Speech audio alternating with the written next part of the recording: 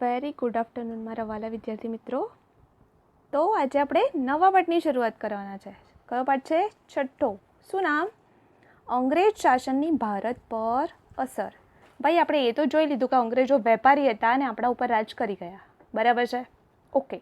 પછી આપણે એ પણ જોયું કે એ લોકોએ ભારતમાં પગ પેસારો કઈ રીતે કર્યો. તો શું કર્યું હતું? પ્લાસીનું યુદ્ધ અને બક્સરનું યુદ્ધ, એ પણ જોઈ ગયા આપણે, બરાબર છે? પછી એ લોકોએ ભારતમાં અમુક પ્રદેશો ધીમે ધીમે હડપવાની શરૂઆત કરી અને પોતાના સામ્રાજ્યનો ફેલાવો કરવાની શરૂઆત કરી, એ પણ આપણે જોઈ લીધું, બરાબર? પણ હવે એ લોકોએ ભારત ઉપર જે શાસન કર્યું, આખા ભારતને પોતાના શાસન હેઠળ લઈ લીધું હતું, બરાબર છે?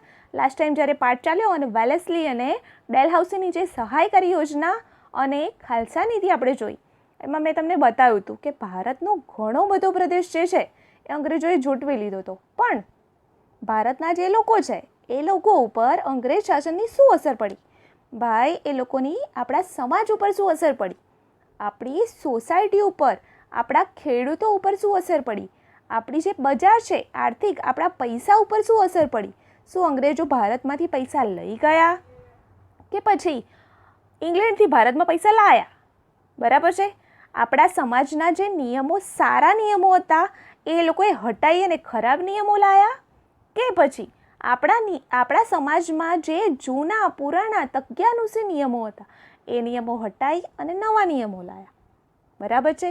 કે પછી આપણી જે અર્થતંત્ર છે, આપણું બજાર જે છે, આપણા ખેડૂતો, આપણા મજૂરો, આપણા કામદારો જે છે એમને સક્ષમ બનાવ્યા કે પછી કમજોર બનાવ્યા? આપણા ઉદ્યોગ ધંધા જે છે એ પડી ભાંગ્યા કે વધુ મજબૂત બન્યા? ભારતમાં જે કાચા રસ્તા હતા ત્યારે તો રસ્તા જ ન હતા, બરાબર છે? એક વ્યક્તિએ બીજા ગામમાં કે શહેરમાં જવું હોય અથવા તો બીજા દેશમાં જવું હોય તો ભગવાનનું જ નામ લઈ લો, બરાબર? તો એના બદલે એ લોકોએ સારા રસ્તા, સારી રેલવે લાઇન, એક જગ્યાએથી બીજી જગ્યાએ સંદેશો પહોંચાડવો હોય તો એના માટે સારી વ્યવસ્થા કે પછી ખરાબ વ્યવસ્થા, શું કર્યું અંગ્રેજોએ? અને એની ભારત ઉપર શું અસર થઈ? સારી અસર થઈ કે ખરાબ અસર થઈ? એ બધું જ આપણે આ પાઠમાં જોઈશું. ઓકે બેટા?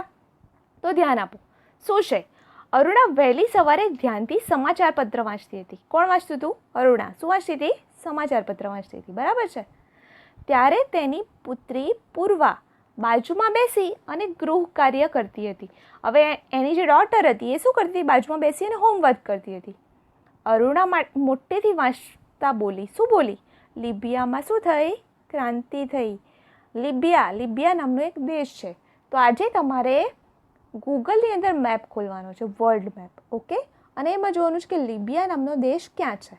અને તમારે મને વોટ્સએપ ઉપર મેસેજ કરીને કહેવાનું છે કે મેડમ લિબિયાનો જે મેપ છે એ આ જગ્યાએ છે.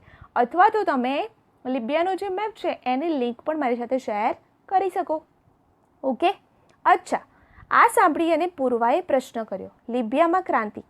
ભાઈ જુઓ, પહેલાં તો આગળ નથી વધી જતા, ક્રાંતિ એટલે શું એ સમજો.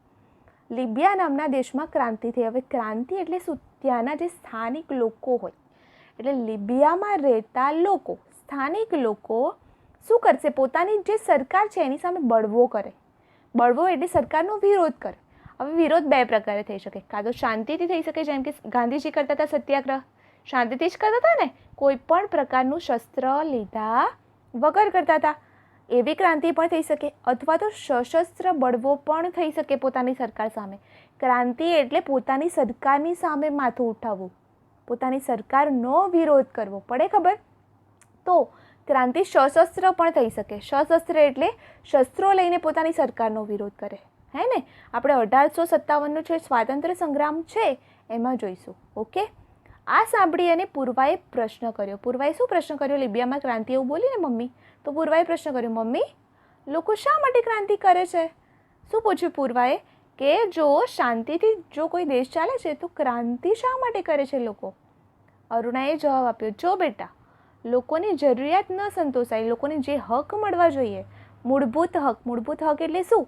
મારો અને તમારો વિકાસ થાય એવી પરિસ્થિતિ, એને કહેવાય મૂળભૂત હક. તો લોકોને જ્યારે મૂળભૂત હકો ન મળે, એમની જરૂરિયાતો ન સંતાય.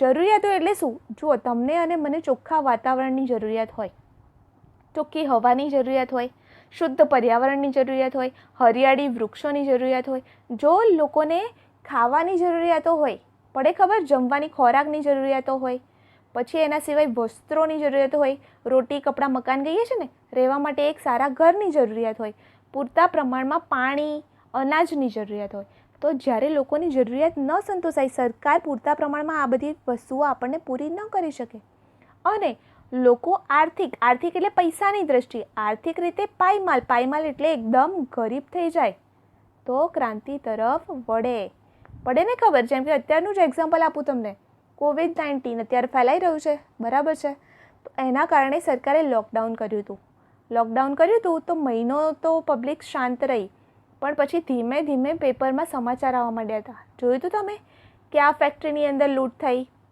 આ દુકાનની અંદર લૂંટ થઈ, પડે ખબર. એટલે જ્યારે જે વ્યક્તિ રોજને રોજ કમાઈને ખાય છે અને જ્યારે લોકડાઉન જેવી પરિસ્થિતિ ઊભી થઈ જાય, તો એણે તો કોઈ સેવિંગ કર્યું ના હોય, તો પછી આખરે એણે શું કરવું પડે? ક્રાંતિ કરવી પડે, બળવો કરવો પડે. તો એવી બળવા જેવી પરિસ્થિતિ ઊભી ના થાય એટલા માટે સરકારે પછી શું કરવું પડ્યું? અનલોક કરવું પડ્યું ને. અનલોક એટલે બધું ખોલી દેવું પડ્યું અને સરકારે લોકોને શું જણાવ્યું કે તમારે જ જાગૃત રહેવાનું છે, તમારે પોતાનું ધ્યાન પોતાની રીતે રાખવાનું છે. એટલે શું કરવાનું છે? આપણે ભાઈ બહાર જતાં પહેલાં માસ્ક પહેરવાના છે, પડે ખબર. વારંવાર જો કોઈ જગ્યાએ ગયા હોય તો સાથે સેનિટાઈઝર રાખવાનું છે અને કોઈ વસ્તુને અડીએ તો પોતાના હાથ સેનિટાઈઝ કરવાના છે. બહારથી કોઈ વ્યક્તિ આવે તો એને સીધું જ નાહવા માટે મોકલવાનું અને ઘરની કોઈ પણ વસ્તુ અડે એના પહેલાં એના હાથ સેનિટાઈઝ કરવા.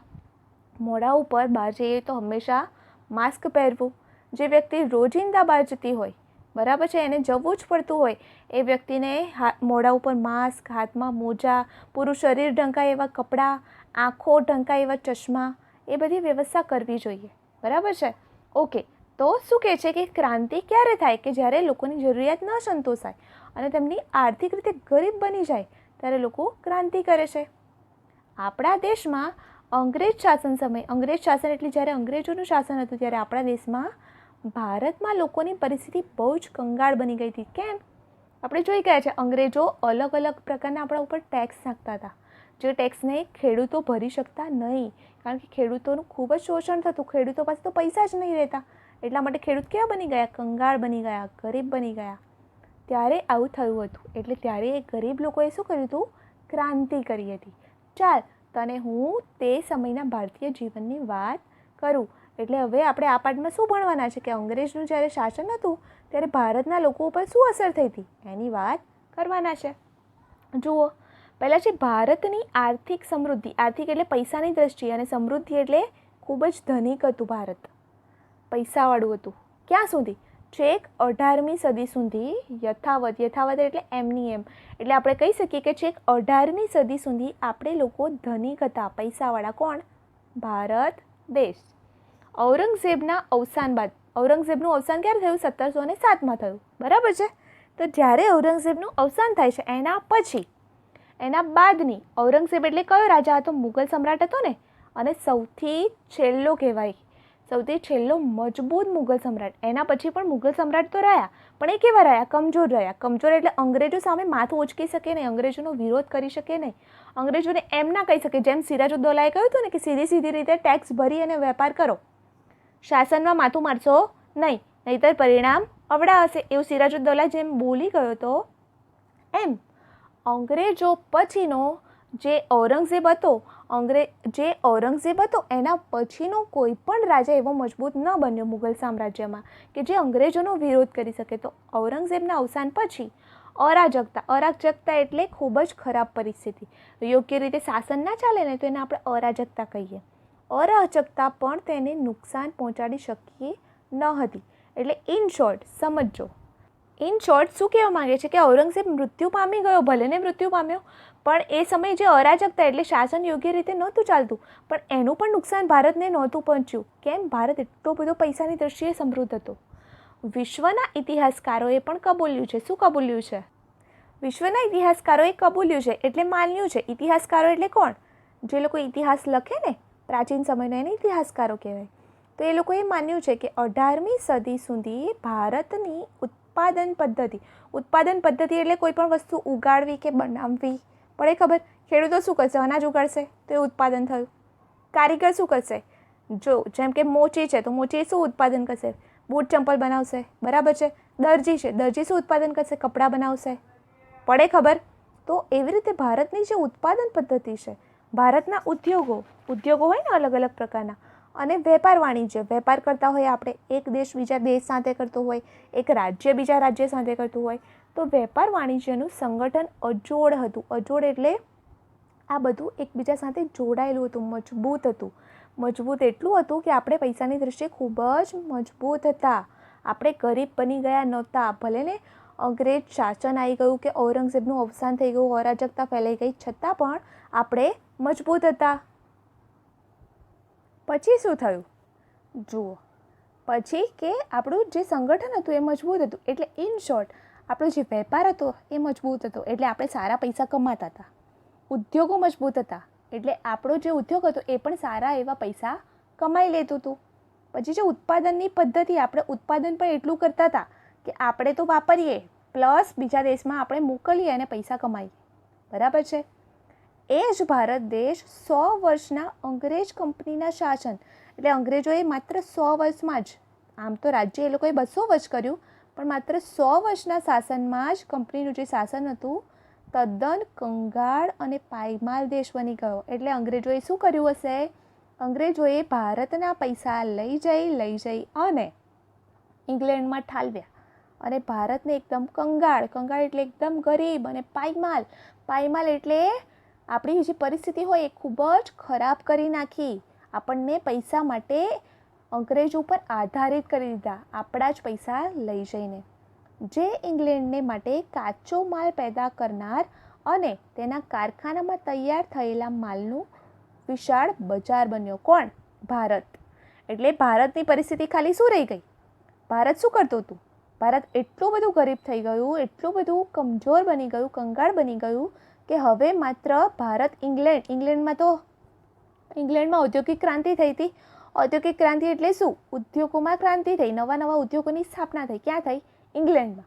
એટલે એનો અર્થ એવો નહીં કે ભારતમાં ઉદ્યોગો નહોતા. ના, ભારતમાં ઉદ્યોગો હતા, પણ અંગ્રેજોએ શોષણ કરીને આપણા ઉદ્યોગોને બંધ કરાવી દીધા.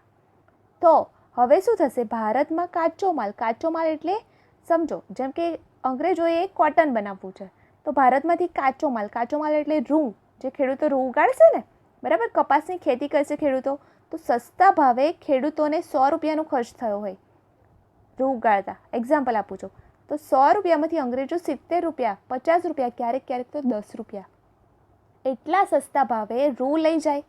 કારણ કે એ લોકોને ઇંગ્લેન્ડમાંથી જ જો રૂ ખરીદે ને તો એ લોકોને મોંઘું પડતું હતું રૂ, અને એ રૂની ક્વોલિટી પણ સારી નથી. એટલા માટે એ લોકો શું કરતા હતા? કાચા માલ તરીકે ભારતમાંથી સસ્તા ભાવે કાચો માલ લઈ જાય, અને પેદા કરનાર, એટલે કે આપણે ભારત જે દેશ હતો એ કાચો માલ પેદા કરનાર, એટલે ખેડૂતો પાસે મજૂરી જ કરાવે, અને બદલામાં ખેડૂતોને જે મહેનત કરી છે એ પ્રમાણે પૈસા મળે નહીં. અને તેના કારખાનામાં તૈયાર થયેલા માલ, એટલે કારખાનામાં હવે ઇંગ્લેન્ડમાં લઈ જાય રૂ, ઇંગ્લેન્ડમાં રૂ લઈ જાય અને તેની ફેક્ટરીઓમાં કોટન બનાવે, બરાબર છે. અને એ સુતરાઉ કાપડ બની અને પછી તૈયાર થયેલો માલ, એટલે જે સુતરાઉ કાપડ બન્યું કે સુતરાઉમાંથી કપડાં બન્યા, એનું વિશાળ બજાર. ભારતના લોકો તો કેટલા છે? 121 કરોડ. એક વ્યક્તિ એક કોટનની વસ્તુ ખરીદે તો પણ 121 કરોડ લોકોના પૈસા અંગ્રેજો પાસે જાય. પડે ખબર? તો વિશાળ બજાર બની ગયું ભારત. કેમ વિશાળ બજાર? કારણ કે ઇંગ્લેન્ડ છે કેટલું નાનું અમથું, પોતાનું ઉત્પાદિત થયેલો માલ જો ઇંગ્લેન્ડમાં વેચવા કાઢે તો કેટલા લોકો લે, અને લેવાઈને એ લોકોનું ઉત્પાદન એટલું બધું હતું કે ઇંગ્લેન્ડમાં વેચે ને તો પણ પોતાનો માલ સખત બચે, અને એટલા મોંઘા ભાવે એ લોકો વસ્તુ વેચતા હતા કે ઇંગ્લેન્ડના લોકો ઇંગ્લેન્ડની બનેલી વસ્તુ જ નહોતા ખરીદતા, તો એ બધી વસ્તુઓ ક્યાં વેચે? ભારતમાં વેચે. તો ભારતને તો ડબલ નુકસાન. કાચો માલ સસ્તા ભાવે આપી દેવાનું પહેલું નુકસાન.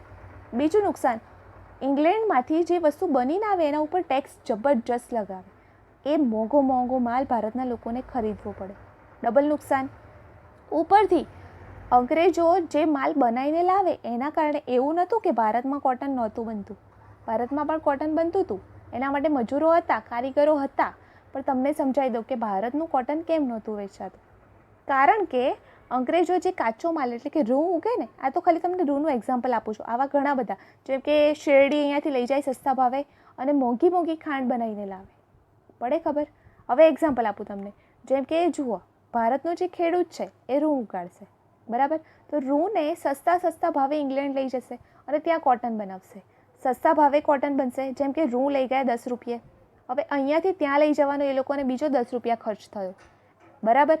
પછી અહીંયાથી ઇંગ્લેન્ડ લઈ ગયા, 10 રૂપિયા બીજો ખર્ચ થયો, એટલે 20 રૂપિયા થયા. પ્લસ એ લોકોને બનાવવાની મજૂરી, જે કોટન, જે રૂ છે, રૂની અંદરથી કોટન બનાવવું અથવા કાપડ બનાવવા, એનો બીજો 10 રૂપિયા ખર્ચ, તો 30 રૂપિયા થયા. ઓકે. અને પાછું ત્યાંથી ઇંગ્લેન્ડથી અહીંયા લાવવાનું, એનો 10 રૂપિયા ખર્ચ કરો તો 40 રૂપિયા. પણ અંગ્રેજો હોશિયાર હતા. એ લોકો શું કરતા તમને ખ્યાલ છે? આપણે કોઈ પણ વસ્તુ જ્યારે ભારતમાં આવે ને, બહારના દેશમાંથી ભારતમાં આવે ને, તો એના ઉપર એક્સાઇઝ ડ્યુટી લાગે, બરાબર છે? આબકારી કર જેને આપણે કહીએ ને, કે બહારની વસ્તુ ભારતમાં આવે તો એના ઉપર ટેક્સ લાગે. ટેક્સ લાગે એટલે એ ટેક્સ કોને મળે? ભારતને મળે. તો ભારતનો તો ફાયદો જ થાય. પણ ઇંગ્લેન્ડ શું કરતું હતું તમને ખ્યાલ છે? તમને ખ્યાલ નહીં હોય. ઇંગ્લેન્ડ પોતાનું જ સામ્રાજ્ય હતું અહીંયા ભારતમાં, એટલા માટે શું કરે? ભારતમાં જ્યારે પોતાની વસ્તુઓ બનાવીને ઇંગ્લેન્ડથી જ્યારે ભારતમાં લાવે ને, તો સામ્રાજ્ય સરકાર તો કોની હતી? ઇંગ્લેન્ડની જ હતી, બ્રિટનની જ સરકાર હતી. તો ઇંગ્લેન્ડ પોતાની વસ્તુઓ જ્યારે ભારતમાં આવે તો એના ઉપર ટેક્સ ના લગાવે, અથવા લગાવે તો 10 રૂપિયા જેવો ટેક્સ હોય ને એને નજીવો કરી દે. 1 રૂપિયો 50 પૈસા એવો ટેક્સ કરી દે. જ્યારે હવે ભારતનો જે કારીગર હતો એ કંગાળ અને ગરીબ પાયમાલ કેવી રીતે બન્યો એનું તમને કહું તો, જે ઇંગ્લેન્ડમાં વસ્તુ બની એ 40 રૂપિયામાં મળશે, બરાબર છે? હવે ભારતના જે વ્યક્તિ છે, કારીગરો છે, એ લોકોને આ જે ખેડૂતો હતા એ લોકો શું કહેતા કે અમને તો અંગ્રેજોએ ખૂબ જ ઓછા પૈસામાં અમારી પાસે રૂ ખરીદી લીધું છે, એટલે હવે અમે તમને 10 રૂપિયામાં નહીં આપે, અમને બહુ જ ખોટ ગઈ છે, એટલે તમે અમને 20 રૂપિયા આપો તો જ અમે રૂ આપીશું. તો ભારતના કારીગરે 20 રૂપિયામાં રૂ લેવું પડે. વત્તા એને પોતે, હવે આપણા કારીગરની પાસે મશીનો તો નહોતા જેવા ઇંગ્લેન્ડ પાસે ફટાફટ વસ્તુ બની જાય, તો એણે તો પોતે હાથે મજૂરી કરવી પડે. પોતાના હાથે આખો દિવસ મજૂરી કરે તો 1 મીટર જેટલું પણ કાપડ ના બની રહે, પડે ખબર? તો એણે સખત મહેનત કરવી પડે. હવે સખત મહેનત કરે તો એણે એની સામે પૈસા પણ એવા લેવા પડે ને, તો એ પોતાની મજૂરીના પૈસા લે, તો જેમ કે 30 રૂપિયા કે 40 રૂપિયા લે, તો એને ટોટલ કેટલામાં પડ્યું? 50 કે 60 રૂપિયામાં પડ્યું કાપડ. એની કમ્પેરિઝનમાં ઇંગ્લેન્ડનું કાપડ તો માત્ર 40 કે 41 રૂપિયાનું હતું. તો ભારતના લોકો શું કરે? ભારતના લોકોની વાત નહીં, છોડો, તમે ગ્રાહકની વાત કરીએ આપણે. તમે કે હું ગ્રાહક હોઈએ તો શું વસ્તુ લઈએ? ભારતની હાલ સ્વદેશીનું ચાલી રહ્યું છે ચલણ, આપણે ભારતની જ વસ્તુઓ વાપરવી જોઈએ. પણ ભારતના લોકો અત્યાર સુધી એ જ કરતા હતા. આ પોલિસી ચીને પણ અપનાવી હતી. પોતાના ત્યાં પોતાનો માલ ભારતમાં જ્યારે લાવે ને, તો એ માલ, જે વસ્તુ ભારતના બજારમાં ભારતની વ્યક્તિએ બનાવી હોય, જે કે ભારતનો વેપારી હોય, એ વસ્તુ 50 રૂપિયામાં વેચતો હોય ને, તો આ ચીનનો વ્યક્તિ છે એ જ વસ્તુ 30 રૂપિયામાં કે 20 રૂપિયામાં વેચે. અમુક વાર તો 5-5 રૂપિયામાં જ વેચે. અને તમે ત્યાં જ જોવા જાઓ ને કે ચીનની વસ્તુ ચીનમાં કેટલા રૂપિયામાં, તો ચીનમાં તો 50 કે 60 રૂપિયામાં જ વેચાતી હોય, પડે છે ખબર? તો ચીન શું કરે છે? આપણું બજાર તોડવા માંગે છે. બજાર તૂટી જાય એટલે બજાર, જે ભારતના વેપારીઓ છે એ કમજોર બની જાય. આ નીતિ અંગ્રેજોએ પણ અપનાવી કે ભારતના જે વેપારીઓ છે એ કમજોર બની જાય ને પોતાનો ઉદ્યોગ ધંધો બંધ જ્યારે કરી દેશે, ત્યારે તો ભારતના લોકો પાસે અમારું કાપડ લીધા સિવાય કોઈ ઓપ્શન જ નથી, કોઈ વિકલ્પ જ નથી. ત્યારે ભારતના લોકોએ શું કરવું પડશે? બળજબરી ઇંગ્લેન્ડના જ કપડાં લેવા પડશે. અને ત્યારે શું કરશે ઇંગ્લેન્ડ? જ્યારે ઇંગ્લેન્ડની કમ્પેરિઝનમાં કોઈ જ ભારતનો વેપારી નહીં બચે, ત્યારે ઇંગ્લેન્ડ પોતાની મનમાની રકમ લેશે ભારતના લોકો પાસે, કારણ કે ઇજારો થઈ જશે. ઇજારો એટલે શું? એક વ્યક્તિનું બજારમાં પ્રાધાન્ય હોય, એક વેપારીનું બજારમાં પ્રાધાન્ય હોય. હવે માત્ર ઇંગ્લેન્ડ જ કાપડ બનાવીને લાવતું હોય તો ઇંગ્લેન્ડ શું કહેશે કે મારે તો 100 રૂપિયામાં વેચવું હોય કે 500 રૂપિયામાં વેચવું હોય, મારું કાપડ છે, હું તો ગમે તેટલા પૈસામાં વેચું, તમારે ખરીદવું હોય તો ખરીદો. હવે કપડાં તો આપણે બેઝિક જરૂરિયાત છે, આપણે કપડાં પહેરવા માટે તો લેવાના જ છીએ, અને એની કમ્પેરિઝનમાં બીજું કોઈ કાપડ વેચનાર વ્યક્તિ જ ના હોય, સમજાય છે? તો શું કરીશું આપણે? બળજબરી ઇંગ્લેન્ડનું જ કાપડ લેવું પડશે ભારતના લોકોએ. અને એના કારણે ભારતનો જે મજૂર હતો એ કંગાળ અને પાયમાલ બન્યો, બેરોજગાર બન્યો. એની પાસે હવે કોઈ કામ રહ્યું નહીં, પડે છે ખબર? ઓકે. જો કાચો માલ એટલે શું એ મેં તમને કહી દીધું કે ખેતરમાં ઉત્પાદન થયેલી વસ્તુ જ્યારે વેપારીને વેચીએ તો એને કાચો માલ કહેવાય. પછી છે કાચા માલના એક્ઝામ્પલ એટલે સમજી લો ને કે રૂ છે, ખેતરમાંથી મળે સીધું. શેરડી છે તો શેરડીમાંથી શું બને? ખાંડ, ફેક્ટરીમાં લઈ જઈને. પણ શેરડી કાચો માલ છે, ખાંડ કાચો માલ નથી. ખાંડ પ્રોસેસ વસ્તુ છે, કાપડ કોટનનું કાપડ પ્રોસેસ વસ્તુ છે, એના ઉપર પ્રોસેસ થઈ ચૂકી છે. ક્લિયર છે? ઓકે, આગળ જુઓ. તમારા ગામમાં ઉત્પાદન થતા કાચા માલ, આપણે ગામમાં તો નથી રહેતા, શહેરમાં રહીએ છીએ, પણ વડોદરાની પ્રોડક્શનની વાત કરીએ તો આપણે લોકો કાચા માલમાં ખેત ઉત્પાદનમાં આપણા ત્યાં શું ઉગે એ તમારે મને આસપાસ પૂછીને, મોમ ડેડને પૂછીને, દાદી દાદા બા દાદાને ખ્યાલ હશે, તમારે મને મેસેજ કરવાનો છે વોટ્સએપમાં. ક્લિયર? તમારા ગામના ઉત્પાદન થતો કાચો માલ ક્યાં જાય છે? એટલે આપણે જે ઉત્પાદન કરીએ છીએ કાચો માલ ઓબ્વિયસલી ફેક્ટરીમાં જતો હોય, અને તેમાંથી કઈ કઈ વસ્તુઓ, જેમ કે રૂ જશે તો કોટન બનશે, શણ જશે તો એમાંથી જૂટમાંથી હવે તો કપડાં બને છે, થેલા બને છે, ઘણું બધું બને છે ને, ની યાદી બનાવો. હવે આગળ જોઈએ શું છે આગળ. અંગ્રેજ શાસન સમયે ખેડૂતો અને ખેતી. તો અંગ્રેજો જ્યારે શાસન કરતા હતા ત્યારે ખેડૂતોની શું સ્થિતિ હતી, ખેતીની શું સ્થિતિ હતી એ જોઈશું. બરાબર છે? જુઓ શું કહે છે. યસ, બંગાળ, બિહાર અને ઓરિસ્સા આપણા દેશમાં છે ને. બંગાળ, બિહાર અને ઓરિસ્સા આ રાજ્યો છે. એની દીવાની, દીવાની એટલે શું? મહેસૂલ ઉઘરાવવાની સત્તા. મહેસૂલ એટલે ટેક્સ જે લે ને સરકાર. ગમે તે સરકારે પોતાનું શાસન ચલાવવા માટે ટેક્સ લેવો પડે, સારું શાસન ચલાવવા માટે. તો જે આ દીવાની સત્તા એટલે કે મહેસૂલ લેવાની સત્તા, કોનું મહેસૂલ લેવાની? ઓડિશા, બિહાર અને બંગાળ. બિહાર, ઓરિસ્સાનું જે મહેસૂલ લેવાની સત્તા મેળવ્યા પછી એટલે કોણે મેળવી લીધી હતી? અંગ્રેજોએ. કર્યું હતું ને પ્લાસીનું યુદ્ધ, યાદ આવે છે? બક્સરનું યુદ્ધ. તો દીવાની સત્તા લઈ લીધી હતી ને મહેસૂલ મેળવવાની. અંગ્રેજોની પોતાની આવક વધારવાનું એક વિશાળ ક્ષેત્ર મળી ગયું. કેમ? કારણ કે આખા ભારતમાં જો કોઈ ખૂબ જ પાક ઉત્પાદન કરતો હોય, ખૂબ જ સમૃદ્ધ પ્રદેશ હોય, તમે જોશો તો બંગાળ, બિહાર અને ઓરિસ્સા મુક્ત ત્રિકોણ પ્રદેશ છે ને ગંગાનો, તો ખૂબ જ ફળદ્રુપ હતો.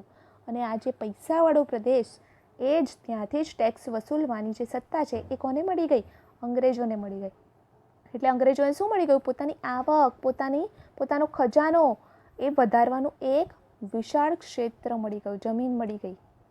ખેડૂત વર્ગ અને ખેતીવાડીના ભોગે. ખેડૂત વર્ગ એટલે ખેડૂતો અને ખેતીવાડી એટલે આપણે જે ખેતી કરીએ છીએ એના ભોગે. ભોગે એટલે એ લોકોની પાસે વધારે ને વધારે ટેક્સ લઈને, વધારે ને વધારે પૈસા લઈને તેઓ વધારેમાં વધારે મહેસૂલ ઉઘરાવવા લાગ્યા. એટલે ખેડૂત વધારે ને વધારે ગરીબ થવા માંડ્યો, અને એની પાસેથી ટેક્સ લઈને કોણ પૈસાવાળું? અંગ્રેજો પૈસાવાળા થવા માંડ્યા. પરિણામે ખેડૂત વર્ગ શું બની ગયો? પાયમાલ, ગરીબ બની ગયો. કારણ કે જુઓ, 100 રૂપિયાનું પ્રોડક્શન કરતું હોય ખેડૂત, અને એમાંથી 90 રૂપિયા, 95 રૂપિયા તો અંગ્રેજો ટેક્સમાં લઈ જતા. તો ખેડૂતો પાસે શું રહ્યું? 5 રૂપિયા. હવે 5 રૂપિયામાં પોતાનું ઘર ચલાવશે કે સેવિંગ કરશે? પડે ખબર? એટલે ખેડૂત કેવો બન્યો? પાયમાલ. કારણ કે પોતાનું ઘર ચલાવવા માટે એને ઓછામાં ઓછા 15 થી 20 રૂપિયા તો જોઈએ. એક્ઝામ્પલ આપું છું. તો હવે ખેડૂતે શું કરવું પડશે? બહાર ઉધારી લેવી પડશે. એટલા માટે ખેડૂત જે હતો દેવામાં ડૂબ્યો.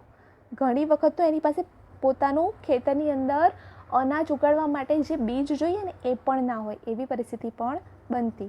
ઘણી વખત ઘરના દાગીના વેચી, જુઓ, ઘરના જે ઘરેણાં હોય એ વેચીને પણ ખેડૂતો મહેસૂલ ભરી શકતા નહીં. જુઓ કેટલી ખરાબ પરિસ્થિતિ. મહેસૂલ તો શું હોય? જે ખેડૂતનો પાક ઉગ્યો હોય, જેમ કે સમજો, હું તમને એક્ઝામ્પલ આપું. 100 રૂપિયાનો પાક ઉગ્યો હોય ખેડૂતનો, તો મહેસૂલ એટલે શું? અમુક ટકા હોય, કે અમુક 50%, 60% જે આવક થાય એના 5મો ભાગ કે 6ઠ્ઠો ભાગ આપી દેવાનો સરકારને. પણ અંગ્રેજોએ તો એટલું શોષણ કર્યું કે ખેડૂતે પાક તો નહીં, પાકમાંથી મળેલી આવક બચે એવું તો નહીં, એ બધી તો આપી દેવી પડતી હતી. પણ ઘરના ઘરેણાં વેચીને પણ મહેસૂલ, ક્યારેક તો એવું પણ થતું કે મહેસૂલ નહીં ભરી શકતા, ઘરેણાં વેચી દે એટલા પણ પૈસા નહોતા થતા, ટેક્સ એટલો બધો લેતા હતા. પરિણામે તેમની જમીન વેચી નાખવામાં આવતી. તો અંગ્રેજો શું કરે કે ભાઈ તારી પાસે જો પૈસા નથી ને ટેક્સ ભરવાના, તો તું શું કર, તારી જમીન વેચી દે અમને. બરાબર છે? હવે ખેડૂત તો મજબૂર હતો, શું કરી શકે? એણે પોતે જમીન વિહોણું, જમીન વગરનું થઈને પોતાની જમીન વેચી દેવી પડતી હતી. ખેડૂતોની ઘણી જમીન દેવામાં ડૂબી જતી. હવે અમુક ખેડૂતો એવા હોય કે પોતાની જમીનના કાગળિયા જે એની પાસે લોન લેવા જાય છે એની પાસે મૂકી દે અને પૈસા લે, ઉધારીમાં લોન લે ને પૈસા લે, તો પોતાની જે જમીન હોય એ પણ દેવામાં ડૂબી જાય, જમીન વગરનો થઈ જાય ટેક્સ ભરવા માટે. કેટલાક ખેડૂતો શાહુકાર એટલે જે પૈસા આપતો હોય, વાણોદર, ભારે વ્યાજ પ્રથાનો ભોગ બની અને પાયમાલ થતા. કારણ કે આ જે શાહુકારો હોય એ તો જેટલું ટેક્સ બહુ જ બધો ટેક્સ લે, બરાબર છે, બહુ જ બધું વ્યાજ લે. તો એ જે વ્યાજ છે એ પ્રથાનો ભોગ બની અને પાયમાલ એટલે ખૂબ જ ગરીબ બની જતા કોણ? આપણા ખેડૂતો. ખેતીવાડી ભાંગી પડી, એટલે હવે જે આ ખેતીવાડી હતી એ શું થઈ ગઈ? કમજોર થઈ ગઈ. કારણ કે ખેડૂતો ખેતી જ નહીં કરી શકતા ને. ખેતી કેમ નહીં કરી શકતા? પ્રોડક્શન જેટલું થતું એનાથી વધારે તો ટેક્સ લઈ જતા અંગ્રેજો, બરાબર છે. એટલે પડી ભાંગી ખેતીવાડી. ઈસવીસન 1770 યાદ રાખવાનું છે. ઈસવીસન 1770 બંગાળમાં દારૂણ દુષ્કાળ પડ્યો. દારૂણ એટલે ખૂબ જ ખરાબ, ખૂબ જ વિનાશક દુષ્કાળ પડ્યો. કોઈની પાસે પીવા માટે પાણી ના હોય તો ખેતી કરવામાં તો ક્યાં જ હોય? પડે ખબર? તો આવી પરિસ્થિતિ ઊભી થઈ. ક્યાં? બંગાળમાં. ક્યારે? 1770માં. ભૂખમરાના કારણે લાખો લોકો મરી ગયા. હવે જ્યારે દુષ્કાળ પડે તો પાણી જ ના હોય. પાણી ના હોય, પીવા માટે જ્યારે પાણી ના હોય તો અનાજ ક્યાંથી ઉગે? લોકો ખાધા અને પાણી પીધા વગર લાખો લોકો મરી ગયા. ક્યાં? બંગાળમાં. કોર્નવોલિસ નામના ગવર્નર જનરલે કાયમી જમાબંધી નામની મહેસૂલ પદ્ધતિ. હવે અલગ અલગ ટાઈપના ટેક્સ હોય ને, જેમ કે અત્યારે આપણે ભરીએ છીએ વેચાણ વેરો હોય, ઘર વેરો હોય, પાણી વેરો હોય, લાઇટ વેરો હોય, હે ને. તો એવી જ રીતના કોર્નવોલિસ નામ યાદ રાખજો. કાયમી જમાબંધી, કાયમી જમાબંધીનો પણ ક, કોર્નવોલિસનો પણ ક.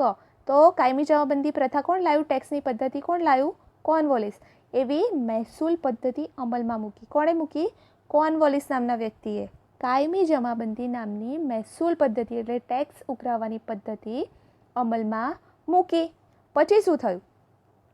આ પદ્ધતિ મુજબ કંપનીએ દર વર્ષ એટલે દરેક વર્ષ માટે જમીનની મહેસૂલ નક્કી કરી. એટલે કંપની નક્કી કરી દે કે આ વર્ષે તમારે મહેસૂલ 100 રૂપિયા આપવાનું, આ વર્ષે તમારે મહેસૂલ 60 રૂપિયા આપવાનું, એવું કંપની નક્કી કરી દે દર વર્ષે. જમીનની કાયમી હક જમીનદારોને આપવામાં આવ્યો. કોને આપવામાં આવ્યો? જમીન ઉપર માલિકી કોની હોય? ખેડૂતની હોય ને, જે ખેતી કરતું હોય એની માલિકી હોવી જોઈએ. પણ જમીન ઉપર હક કોને આપી દીધો આ લોકોએ? તો જમીનદારને. જમીનદારને એટલે જે લોકોની પાસે બહુ બધી જમીન હોય એને જમીનના બધા હક આપી દીધા. આપવામાં આવતા એટલે કે કંપનીએ પોતાની આવક નિશ્ચિત બનાવીને પોતાની પડખે ઊભો રહે એવો જમીનદાર વર્ગ ઊભો કર્યો. એટલે જે મોટા ભાગનું આખા ગામની જમીન હોય ને એ જમીનદારને આપી દેતા. કોણ? અંગ્રેજો. અને શું કહેતા કે આ આખા ગામથી ટેક્સ ઉઘરાઈ અને તારે મને આપી દેવાનું. એટલે અહીંયા એ જ કહે છે કે પોતાને પડખે ઊભો રહે. પડખે ઊભો રહે એટલે પોતાને મદદ કરે. પૈસા બધા જ કમાઈ લાવી અને મને આપી દે એવો નિશ્ચિત બનાવી દીધી. આવક નિશ્ચિત નક્કી બનાવી દીધી અંગ્રેજોએ. અને પોતાને મદદ કરે એવો એક જમીનદાર વર્ગ ઊભો કર્યો અંગ્રેજોએ. સામે ખેડૂત તનતોડ મહેનત કરે. કારણ કે ખેતી કરવામાં તો નાનું કામ થોડું છે, ખૂબ જ મહેનત કરવી પડે. તો ખેડૂત તનતોડ મહેનત કરી ટાળ તડકો વેઠે એટલે ગરમી ઠંડી બધું સહન કરે. જમીન ખેડી અને પાકો પેદા કરતા. ખૂબ જ મહેનત કરી અને જમીન ખેડે અને પાક પેદા કરે અને તેનું શું થતું? શોષણ થતું. જુઓ, જે મહેનત કરે છે, તનતોડ મહેનત કરે છે, ઠંડી ગરમી વરસાદ વેઠે છે, જમીનમાં પાક પેદા કરે છે, એનું શું થાય છે? શોષણ. અને પૈસા તો બધા કોને મળી જાય છે? કાં તો અંગ્રેજોને કાં તો જમીનદારોને. આવી દર વર્ષે કાયમ મહેસૂલ નક્કી કરવાની જે પદ્ધતિ હતી, કાયમી મહેસૂલ પદ્ધતિ અથવા તો કાયમી જમાબંધી, આ જે મહેસૂલ પદ્ધતિ હતી એ કોણ લાવ્યું? કોર્નવોલિસ લાવે છે, બરાબર છે. ઓકે, તો આજે બેટા આપણે આટલું રાખીએ છીએ. પછી નેક્સ્ટ ટાઈમમાં બીજું જોઈશું. હવે જતા રહીએ હોમવર્ક તરફ. જુઓ શું છે હોમવર્ક. હવે તમારે કરવાનો છે પહેલો ક્વેશ્ચન. અંગ્રેજ શાસન સમયના ખેડૂતોની અને વર્તમાન સમયના ખેડૂતોની વચ્ચે શું તફાવત છે? ઓકે, તો અંગ્રેજ શાસન વખતના ખેડૂતો તો આપણે જોઈ જ ગયા છે કે શું હતું, એ લોકોની પરિસ્થિતિ શું હતી. ખૂબ જ ટેક્સ ભરવો પડતો હતો, શોષણ થતું હતું એન્ડ ઓલ ધેટ. હવે હાલમાં ખેડૂતોની શું પરિસ્થિતિ છે એ તમારે લખવાનું છે. અંગ્રેજોએ કરેલા સુધારાના આ ક્વેશ્ચન નથી કરવાનું.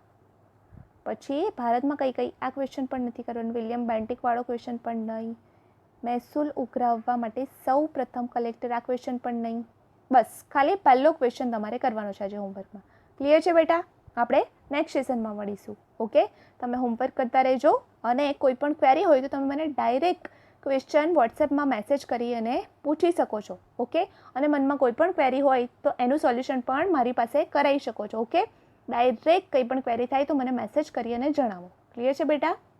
આપણે નેક્સ્ટ સેશનમાં મળીએ. See you in next session. Okay, by.